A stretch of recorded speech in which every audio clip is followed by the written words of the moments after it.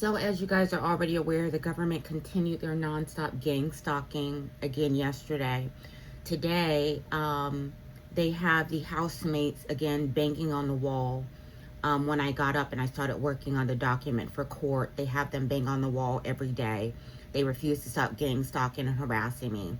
Last night, the government basically had me go pick up someone near White Rock. I picked up a female, drove her to her location after dropping another female off over there. Then I picked up another female, picked her up from her restaurant, and drove her to Frisco. While driving there, the government had a vehicle jump in front of the car, get in front of the car, two cars up, and slam on their brakes, which almost caused us to hit the vehicle in front of us. So that was deliberate. That was the government. She was corresponding with law enforcement the entire time in the back seat. So finally, I get to her location, drop her off. She gets out of the car and says, "Be safe." Now, I told you guys that is a statement that the United States government and law enforcement and counterintelligence agencies have people saying to me while they're having people to try to hit the vehicle. Then they say, "Be safe" when they get out of the car. They say, "Be safe, no worries," things like that, to let me know it's them. So last night I go back to the airport to try to get more ride or more work. I worked pretty much for about 7 hours, 7 to 8 hours, and only made $110 because of the government continued gang stalking and harassment. I get to the airport, I'm waiting. The government has several vehicles harassing me in the parking lot, coming to park next to the vehicle, getting out of their car, walking in front of the vehicle. Now, when I was at the airport earlier that day, they weren't sending any rides. Then they had a white woman come out of nowhere, locate me, walk up to the door, slam her business card against the door. So I took the phone and started recording her because I watched her walk over to me. She just turned around from a set of cars and headed directly towards me as she was to make it appear as she was looking only for me. Now, there was a guy sitting in his vehicle in front of the car watching me the whole time. So she comes up to the car, slams her card against the door, and she's talking for me to roll the window down. And I'm like looking at her like why out of all cars is she coming over to harass me? So clearly she was sent by the government. So I took the phone and I moved the phone so I can record her face. Then I had got a ride, so I went to go pick up the person. The person wasn't even in the airport. The person was at the rental rideshare location. Then they put the rental rideshare location where you actually drop off the cars and not where I needed to pick the person up at the rental car location. So I drove over to the spot. It wasn't the area where I needed to go. So I called him on the phone. He's like, "Oh, is your name Latoya?" My name clearly has an N in it. So I just ignore these people because I know it's the government telling them to do that. So he's like trying to explain that he's at the location where he's not at. And I'm like, "Well, you're not there. You're at the rental car plate area." And so finally I was like, "Listen, I'm just going to come over there and pick you up." So I go over to pick him up. He walks and gets in the car. It was a black guy. So I had to drive him to Red Oak, Texas. I'm driving him to Red Oak. The government, of course, is stalking me the whole time, having vehicles to try to cut off the vehicle, having vehicles with plates ending in 77 ride along the side of the vehicle or next to the vehicle or get in front of the vehicle. In the back seat, he's texting law enforcement again the whole time. I get to the Comfort Inn to drop him off. I see a bunch of law enforcement cars, paramedics, and fire department trucks. So I immediately put my phone up, and I start recording. So as soon as I start to pull up to the entry to drop him off, he takes off his seatbelt. That's another sign, a telltale sign that it's the United States government counterintelligence people, because they take off their seatbelts before you get to the location, so the car can make a dinging noise. The seatbelt can make an alarm noise that you don't have the seatbelt on. So I stopped the car. I said, "Are you getting off here?" He says, "No." He goes, "You can drive me up there." I said, "I need you to put your seatbelt back on." So he puts his seatbelt back on. I take him and drop him off to the entry point of the Comfort Inn. I leave the Comfort Inn area and I recorded, put my phone up so you can see law enforcement activity in the parking lot. They're in the restaurant next door to the Comfort Inn, which shares the same parking lot. So then I'm like, let me get the hell up out of Red Oak because they're on some BS. I can tell already. So I leave Red Oak because yesterday added up to the number 98, which is a number that the United States government continuously uses to gang stalk me. So I leave the area, then they start spamming me with rides to go back to that area or in the vicinity. I'm like, I'm getting the hell up out of here. So I leave. I go back into the downtown area, close to the downtown area. Then they send me to go pick up a passenger from over by the area where I live at.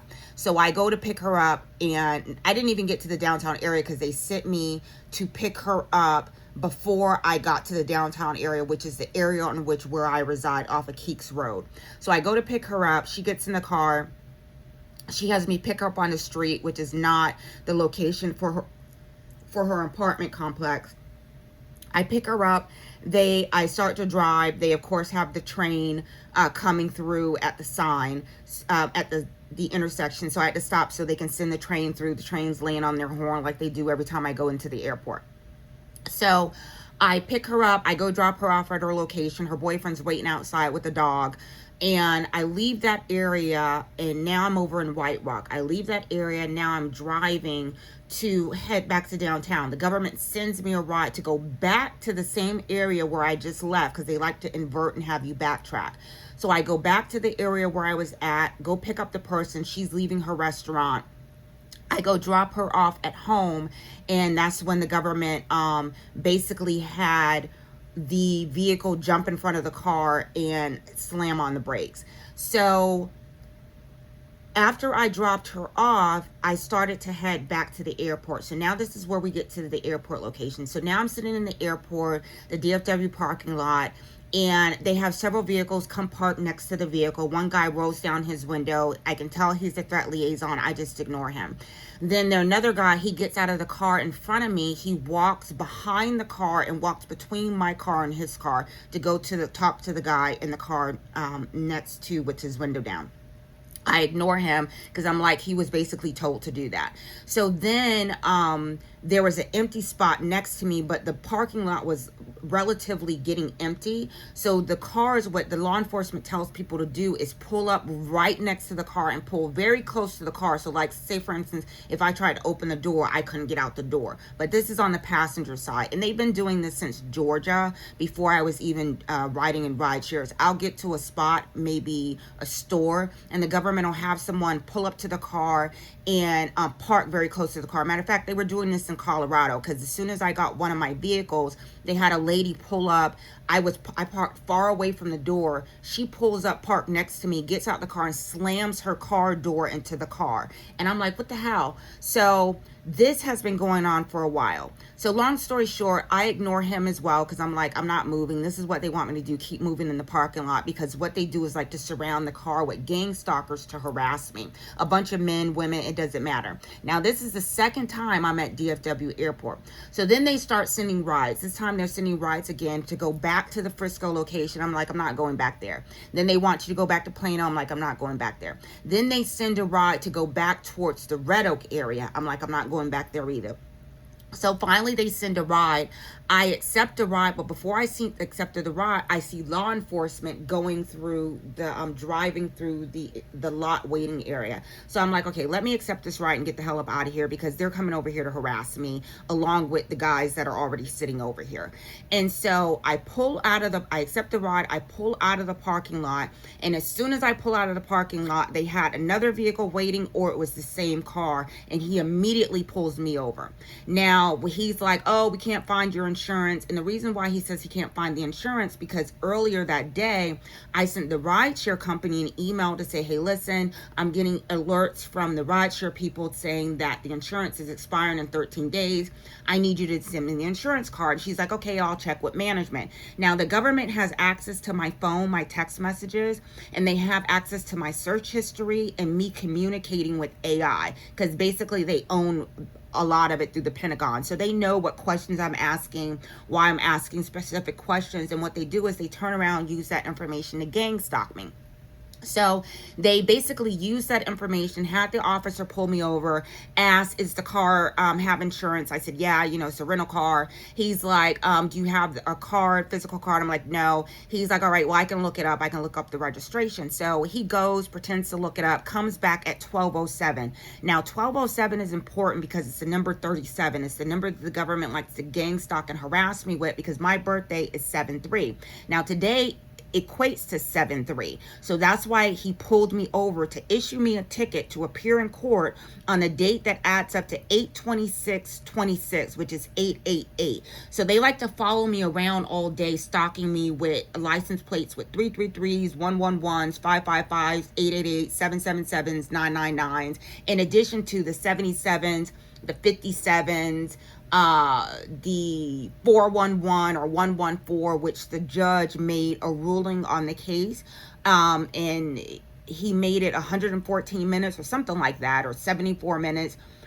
Long story short, it's all numeric sequences or symbolisms that they like to use and gang stalk me with. So as the officer's giving me the ticket or whatever, he's like, oh, do you have any questions, blah, blah, blah. And then he starts to walk away and he goes, be safe. So that again alerted me to let me know that he was clearly targeting and looking for me to harass me. So this goes on all day long. The United States government has law enforcement following me around all day on the highway, waiting for me at locations. They send me to specific locations that law enforcement or public safety or the fire department is at. Now, the last time they sent me to Richardson, they had law enforcement surround the car. So I sent that information to the court. Well, they get pissed off when you report them harassing you, so they double down on the harassment. So yesterday was them sending me to go pick up a person from the airport, and then this time pulling me over as soon as they sent me to pick the person up. So this type of shit that the United States government engages in on a nonstop daily basis, in addition to stalking, harassing me inside of the temporary residence I live in. I live in a co-living house. It's a house. It's about a 4-bedroom house. They made it an 11-bedroom house. So there's 11 people in here. They have them stalking me nonstop 24/7. As soon as I wake up, they have cameras in the house so they can see when I wake up what I'm doing. And they have the person downstairs immediately bang and tap on the wall. They keep the heat in the house on the number 77, the same number they like to follow me around with. So I got a fan. What they did was they turned down the power surge to the fan to the outlet that I use, so that way it's not the fan is not blowing, as fast as it should be. This type of shit they did in Georgia as well. So I'm used to the United States government and their nonstop gang stalking. I'm just giving you guys the information and updating you on the sequence of events and what's going on here in Texas that the courts are already aware of, because they've been engaging in this nonstop gang stalking and harassment, targeting me on a nonstop 24/7 basis for over a decade.